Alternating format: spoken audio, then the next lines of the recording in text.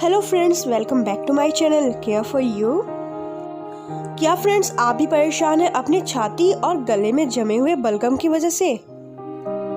तो फ्रेंड्स आज की इस वीडियो में मैं आपको एक ऐसा ज़बरदस्त घरेलू नुस्खा बताऊंगी जिसका यूज़ करने के बाद आपका जितना भी बलगम है, जितना भी कफ है, वो सारा कफ आपका पिघलाकर बाहर निकाल देगा।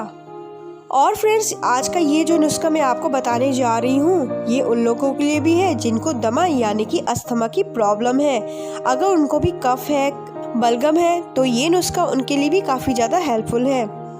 जैसे कि फ्रेंड्स आप सब जानते ही हैं कि सर्दी का मौसम चल रहा है और सभी को कफ की प्रॉब्लम ज़्यादातर रहती ही है। और फ्रेंड्स सबसे पहले आप इस बात का ध्यान रखें कि अगर आप खांसते हैं, आपका कफ निकलता है तो कभी भी भूल से आप अपने कफ को अंदर दोबारा ना लें, उसको आप बाहर फेंक दें। फ्रेंड्स इस बात का आप खासकर ध्यान रखें।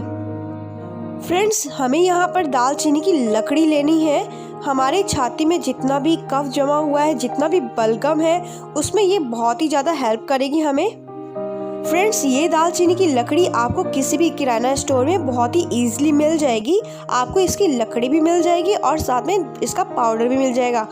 और फ्रेंड्स आपको इसकी लकड़ी लेनी है, आपको इसका पाउडर नहीं लेना है, आपको इसकी लकड़ी लेनी है और घर पे ही आप शुद्ध इसका पाउडर रेडी करें। बहुत ही ईजी है इसका पाउडर रेडी करना। और फ्रेंड्स इसका पाउडर अगर आप घर में ही बनाकर यूज़ करेंगे तो ये बहुत ही जल्दी आपको दुगनी स्पीड से फ़ायदा करेगा।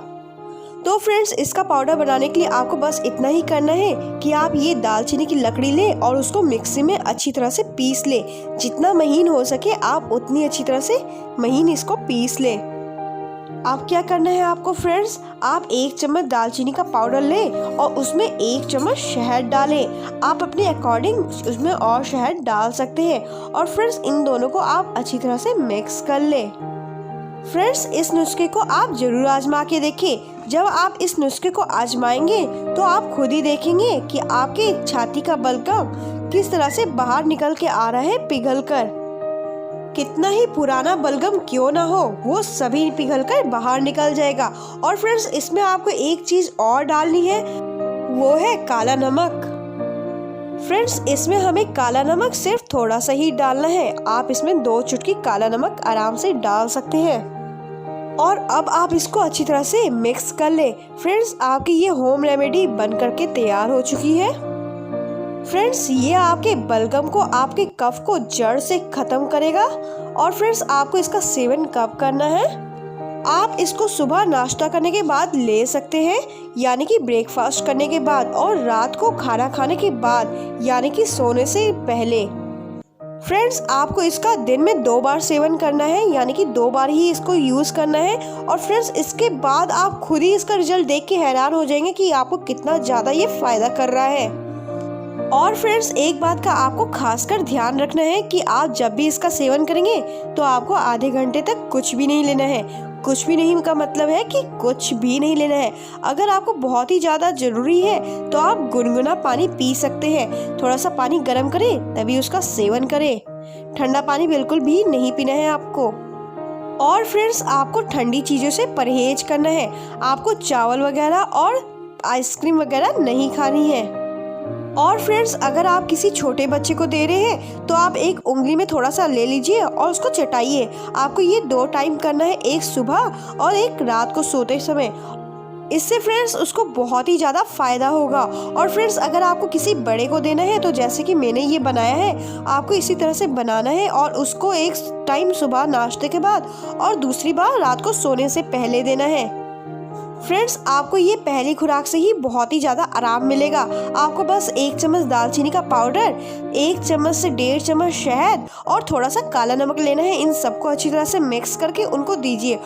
और फ्रेंड्स आप खुद ही देखिएगा कि ये पहली बार से ही कितना ज़्यादा उनको रिलीफ देगा। फ्रेंड्स ये बहुत ही ज़्यादा कारागार, मैजिकल और हेल्पफुल रेमेडी है। बहुत ही अच्छा नुस्खा है। ये आपके जितना भी कफ है सारा पिघला के बाहर निकाल देगा। बस आपको एक बात का ध्यान रखना है कि आपको जब भी कफ आए, जब भी बलगम आपका खांसी के बाद निकले तो आपको उसको अंदर नहीं लेना है बल्कि उसको थूक देना है, बाहर निकाल देना है। और फ्रेंड्स जिनको दमा है, अस्थमा है, उनको ये यूज़ कैसे करना है वो इस नुस्खे को केवल 30 दिनों तक लेना है, यानी कि 1 महीने तक। आप खुद ही देखेंगे कि उसका जितना भी कफ है सारा निकल जाएगा।